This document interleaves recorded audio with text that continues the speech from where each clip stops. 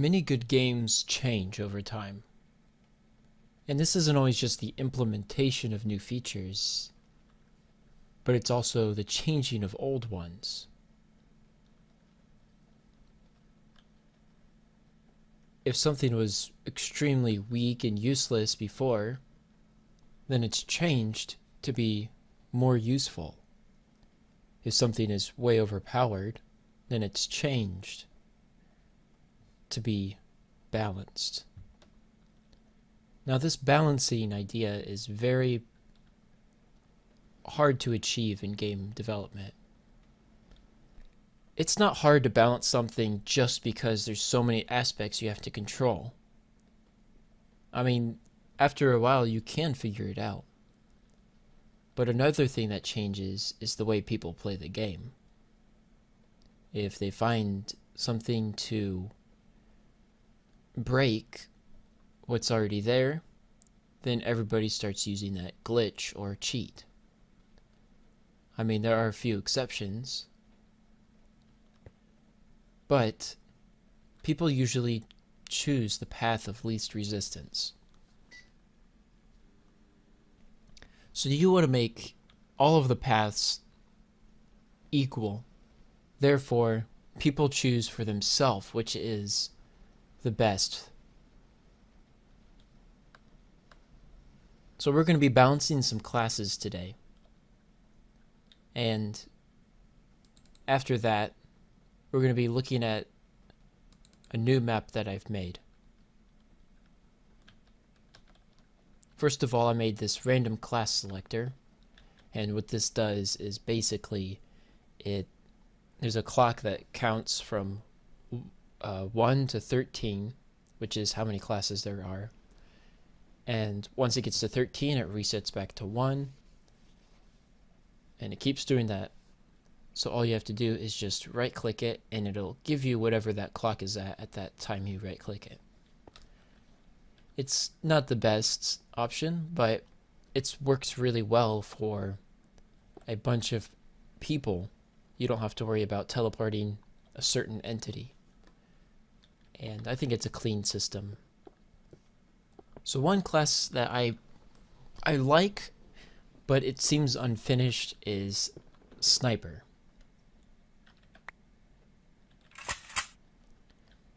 You've got the scope, which I do like. I don't think I will change this. This is a cool feature that I think is useful.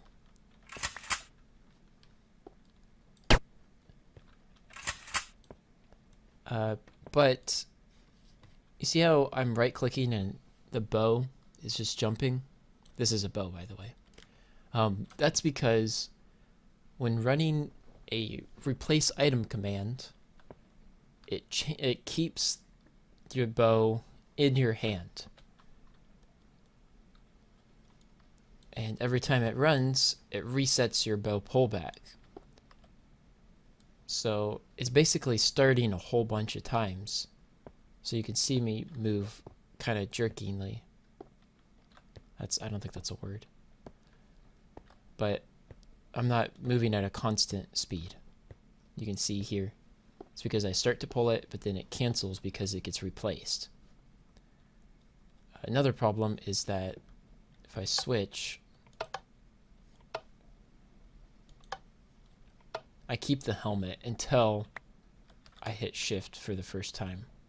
Now that I believe I cannot fix. That's that, I guess. But what makes Sniper kind of a weird class is that, first of all, you reload instantly. So there needs to be some penalty or something. And then also the energy is kind of weird. But also there's no real advantage to hitting somebody. You can spam a bunch of volleys, a bunch of shots, and it's okay if some of them land. They don't all have to land because it does so much damage. So I want to do some way to encourage the player to be consistent with their hits.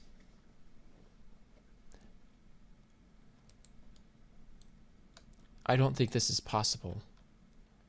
But I want to try something to make it so that you can't just spam a bunch of volleys. And it might just be reducing the clip size and adding a reload time. Something like that could very well work. So I'm going to get working on Sniper, and hopefully I come back and something is done. So I've been working on Sniper, and I think I've got to a point where I'm relatively happy with it. Let me go ahead and show it to you. So we've got our Sniper. When you first load the class, it might be a little buggy.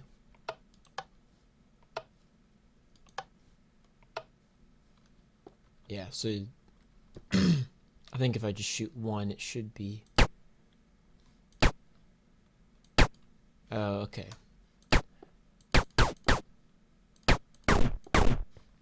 Oh, okay. That was weird.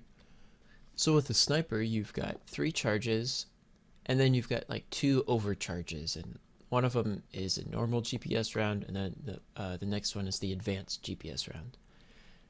And the advanced one just makes it last longer, the glowing effect. And apparently it's got instant damage on it. So it does more damage too.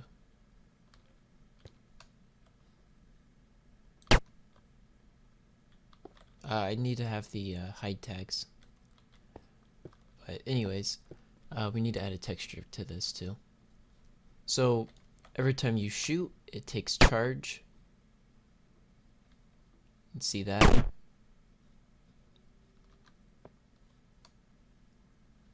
If I shoot a bunch, it runs out. And then you have to wait for it to recharge.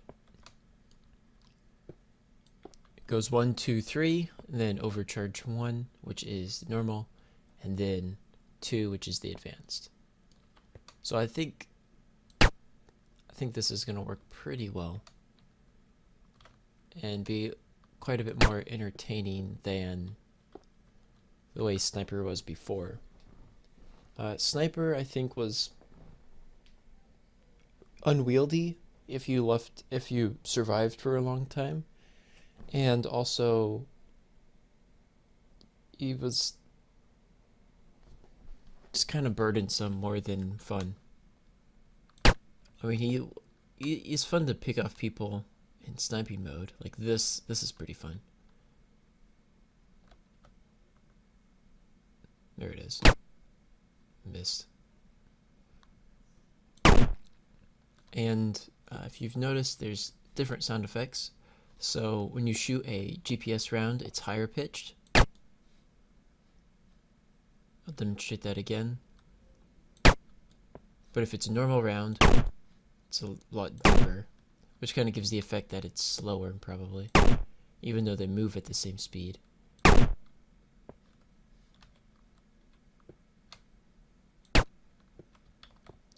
So I think we're going to work on another class and then maybe do something else. In this class, we'd happen to be scientist slash potion guy. I don't know. So you've got your neurotoxins, which it would give you poison on top of this, but you also get weakness and slowness, and that's pretty obnoxious. And you can spam these as well,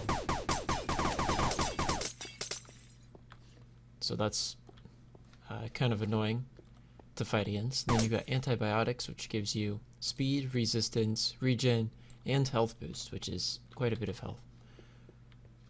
And then you've got visibility chemicals, which leaves this behind, glowing, blindness, and it also gives instant damage. And the instant damage doesn't apply if you're on the same team for whatever reason.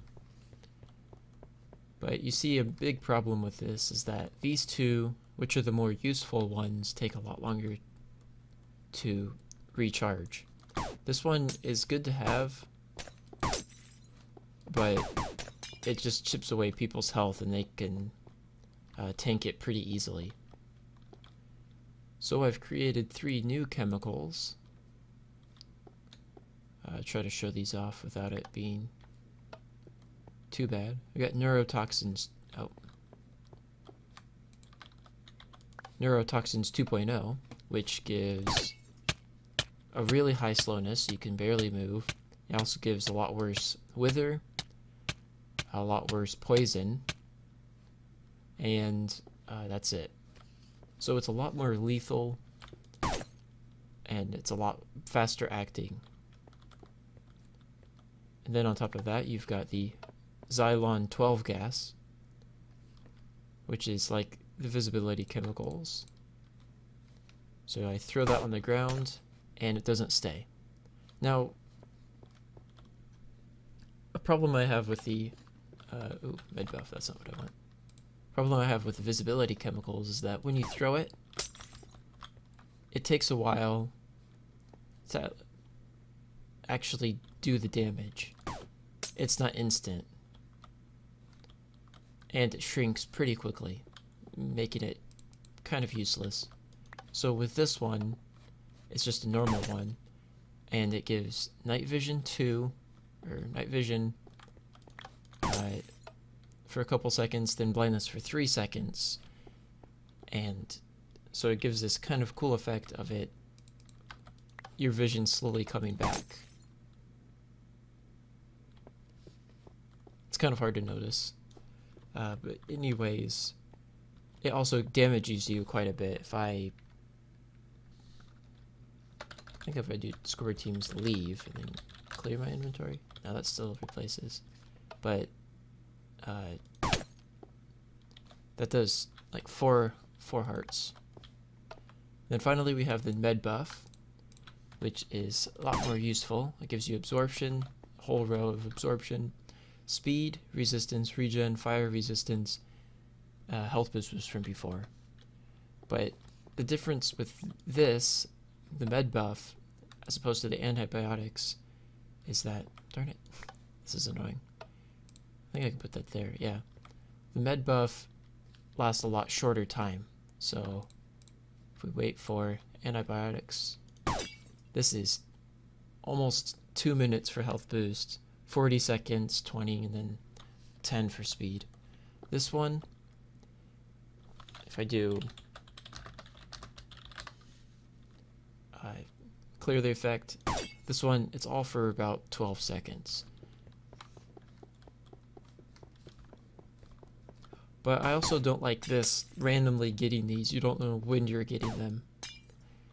So I might do kind of an interesting concept where this one cost 1 charge, this one costs maybe 5, and this one costs 7, or maybe the health one costs 7 and this one costs 5, and you have 20 charge total. So every half second you gain a charge, which is good, so that you can throw a bunch of the more potent stuff as opposed to spamming these. You can spam these, but it won't make it as much of a difference if you can spam these. Because if you throw 2 of those, the higher damage, I should say, 2 of these, it does, well, let's just look at it. You know, it does easily a row of hearts if you throw 2 of these. So we're fixing this class. It's kind of hard to play as and not very effective, at least in small groups. So I want to make it a lot more fun to play as. So I'm going to set up everything so that it works, and I'll be back then. Okay, so I finished it, and it's just the way I wanted it. I think it's really nice. So, like I said earlier, we've got the neurotoxins, the Xylon 12 gas, and the med buff. So, your charge slowly recharges, as you can see here. So let's say I use a couple med buffs, it recharges all the way back up to 20 at 2 times a second. And if I hit tab, you can see, you know, it counts up to 10. You can barely see it change width every now and then. But what happens when you run out, you can see the actual bar at the bottom runs out of spaces. It runs out of items. And what's really neat is that if you use something, you can go and I feel like it's gonna work a lot better than the previous slowly randomized feeling, these two. Because what it did before is it had 200, I think, it counted up to 10 seconds, or 200 ticks. And then at 5 seconds, or 100 ticks, it gave you one, and at 200, it gave you the other. And so it's like every 5 seconds, you either get this one or this one. And you always had this one. But this is a lot better. And I'm going to test run it with a few games and just see how much better it is. But you guys don't need to see that. It's not that entertaining.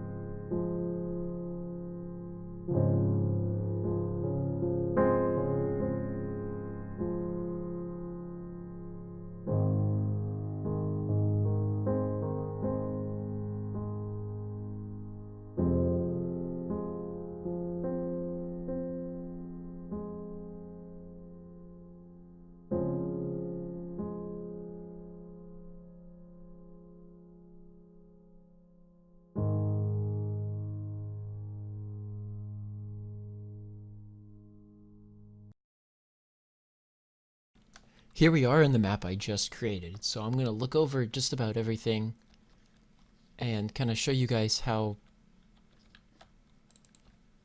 things work, I guess, in this map. And while we go through, I'm going to be placing these 3 items. So the health packs and also the respawn points. So let's start by looking over here. We've got 2 camps, and these are for the blue team, the Intergalactic Space Rangers. I think here's a good spot for a respawn. And let's do a weak health pack.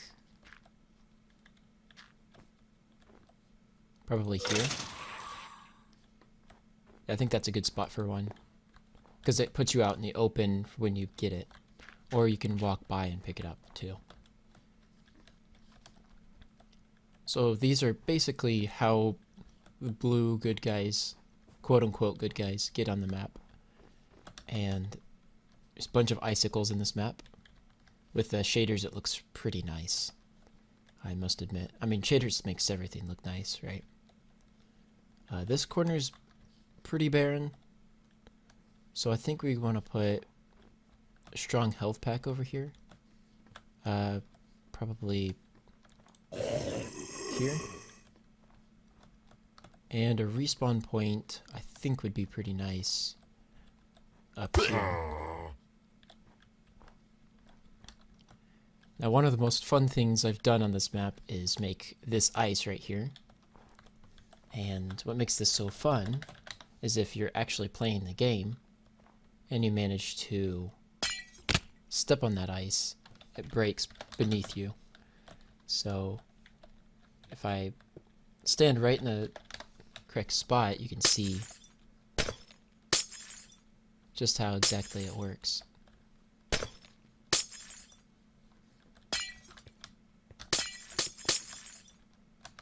So I think that's going to add a really neat effect for this map. And not only is it there, but it also is down here. And you can barely see it. It's pretty dark down here. But this is normal ice too, and if you step on that, it breaks just like above. So you can see that the end, or not the end, the void. You can get to the void. So that's kind of just a neat little effect. And it's extremely bright there, but with shaders it's not too bad. So this part of the cave is kind of simple, not much here. It's a good spot to hide, actually. I think definitely want weak health pack and maybe a respawn point up there. Oh, look how bright those are. That's cool. I like that. Then here's the main center area. That's the big hole. We've got the ladder that drops you down. And up here, we've got this dirt area and this space snowplow. This is more just kind of being funny. I think that's a really good respawn point, I think.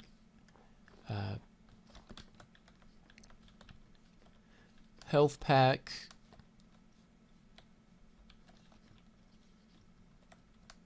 I think here probably. Yeah, that's fine.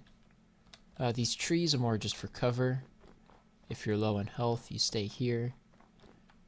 And that takes you to here, which is part of the cave system. I really like this really tall ladder. I use barriers on the back. I didn't use any cheats, but up here is really nice, and definitely want a weak and also a respawn point somewhere up here. I think here would be fine. You can see there's a bunch of divots in this mountain, so that if someone's trying to take control over there, you can stand over here and take them out, have more cover. Because up here you can see the entire map, and I want it to be pretty big disadvantage if you're standing here near the health pack, because it's wide open, except for this little bit of cover. Notice there's no blocks above this, the limit.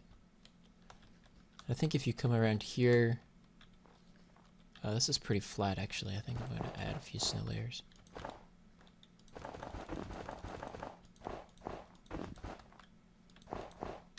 Yeah. And then here we can just add a strong health pack. Nice. So I think that takes us down to back into the cave. We need a weak health pack, or maybe just a respawn point. Yeah, I think that's all we need. And that just takes you down here. Nothing too fancy. That's behind the tents. And here, this is my favorite part of the map, this spot right here. If we look here, does this have, I don't think this has dynamic lighting. Let me grab a sea lantern. It'll be brighter in game. But we see this dropping effect, which I believe looks pretty amazing. And it's only for that one, because these are out of the reach of the warm gases coming from the chamber here. That's kind of my idea, and that's why there's gray instead of the normal white concrete, and also a hinge door. So I kind of wanted this to look like a vault, like something from Fallout, that kind of general sense. I think it worked pretty well. Almost done. Here I think looks really nice. It's supposed to be a steam pipe that burst, and it's spitting out a bunch of air coming from there, and you just want to avoid it because you get blindness, which apparently blindness doesn't work in with shaders on. That's funny. If you get into here, definitely respawn point and strong health pack, because this is like a a defensive area. And then we also have this water thawing system. So you melt the ice, which is here. It goes through the hoppers, doing quotes, air quotes, and it goes into this cauldron, which then goes through these end rod pipes up through here and into these shower systems, and also over here to these plants. It waters them, which I really like. The kind of concept the concept of this water system. Along with that, we've got this, which is pretty funny. We got water particles, definitely a weak health pack there. I wouldn't mind a respawn point there, probably. Yeah, I think that's good. So you can turn that on and off. And then another cool point of this map is this. So you can open and close that door, forcing people to go through this if they need health and whatnot. And if you're close enough, you can actually hear it.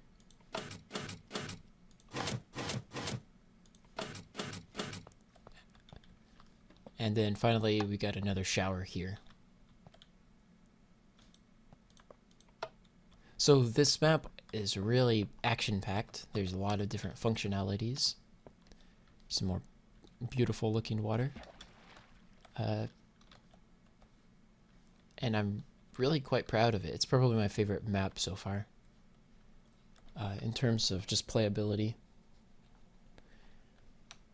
So I went through it, and it looks really nice at night too.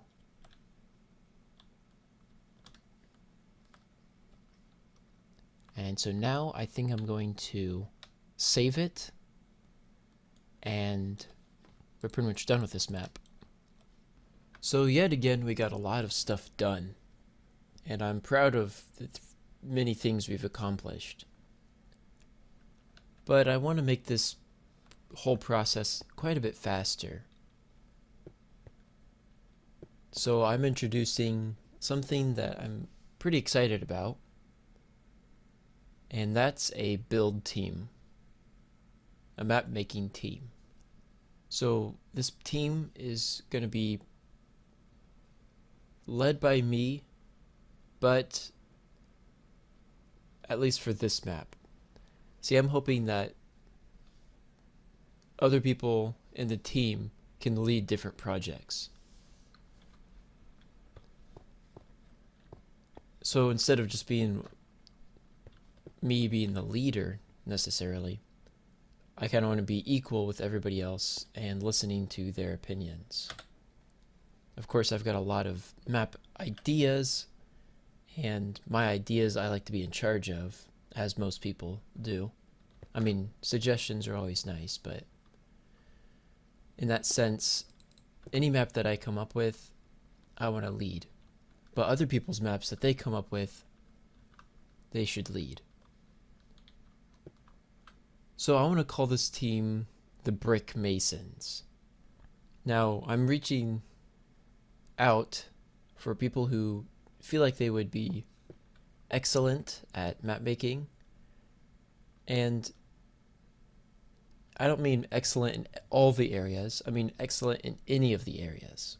So, oh, that drives me crazy. So, for example, voice acting, video editing,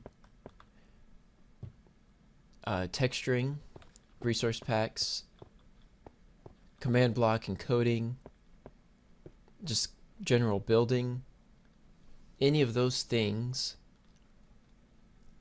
I could use. If not now, then definitely later. So I want to build a decent sized team, maybe 10 or so people. I don't want, 300 people that I can't control at that point. But 10 people that every once in a while I can just say, hey, do you want to help me test this or whatever. And if you don't think you're skilled in any of those areas, I could just use you as a tester. I mean, a lot of map making is testing. A lot of programming in general and building stuff is seeing if it works. So I want to make this team so that we can together build something a lot faster and a lot more reliable and just overall more enjoyable experience to players. If any of this sounds interesting to you, I'm going to have a Discord channel that you can join, as well as on the Discord channel there's a Google Forms that I will use to organize people who are interested in it, as well as seeing who is good at what, basically. And I think I'm going to put that link also in the description of this video. So if you want to become part of the Brick Masons team, now's your best chance. If you want to help me make maps like this, I would love to work with you. I've been working solo for far too long, and I believe I just need to get some people helping me more than what I've relied on people in the past. But I think that's going to do it for this part of Project Realms. Let's make Realms a reality.